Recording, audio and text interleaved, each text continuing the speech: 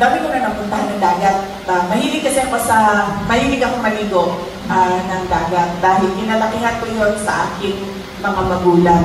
Noon kasi, di ba, wala pang internet, wala pang cable, television, ano lang natin, is yung maliit na TV na sobrang laki pa sa likod. Tapos, scheduled lang yung mga shows na pinapalabas. So, ang aking mga magulang, kapag Saturday or Sunday, lagi pag Sunday, dinadala kami sa dagat, doon sa Davao City. So, parang picnic ba? Doon kakain ng lunch, maligo, tapos uwi na kaagad sa bahay. Kasi malapit lang din, may mga coastal barangays kasi ang Davao City. At noon, sobrang ganda pa ng mga coastal barangays namin dahil hindi pa siya polluted. Yung sobrang